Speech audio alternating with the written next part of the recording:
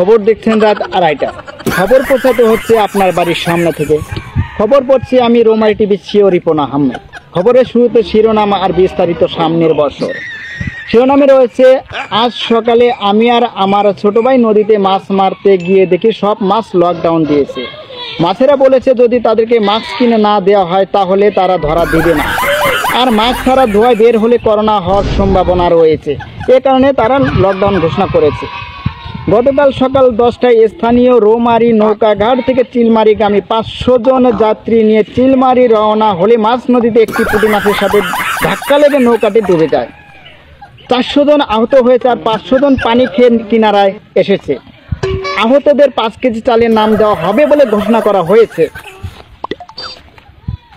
এদিকে আমাদের স্থানীয় এক সাংবাদিক জানিয়েছে, গতকাল সকাল 2টায় পশ্চিম খঞ্জনমারা পাটামোড় থেকে রিয়াজউদ্দিন নানার পকেট থেকে টাকা চুরি করে চোর ঘন্টায় 1100 মাইল বেগে যাওয়ার সময় এক বুড়ি মহিলার সঙ্গে ধাক্কা লেগে চোরে 2টি দাঁত ভেঙে যায়। মহিলার কোনো ক্ষয়ক্ষতি হয়নি।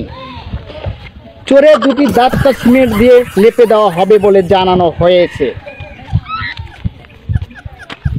হারানো বিজ্ঞপ্তি। গতকাল রাত 2টার সময় শিয়ালখাওয়া মোড় বাবুর দোকানের সামনে থেকে একটি মুরগির বাচ্চা হারানো গিয়েছে। চেহারা গোলাকার, চাপা ভাঙ্গা। হারানোর সময় মুরগির বাচ্চার পরনে ছিল পুরুষের একটি শার্ট, মহিলাদের একটি লেহেঙ্গা। বাচ্চাটির সন্ধান চেয়েছে তার বাবা হারামজাদা।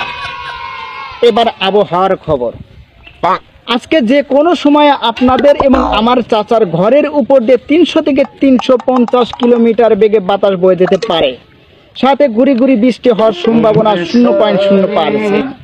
এই এলাকার ছোট পোলাপানদের ঘরের মাথার খোঁটার সঙ্গে বেঁধে রাখতে বলা হয়েছে যাতে তারা কেউ বৃষ্টিতে ভিজতে না পারে।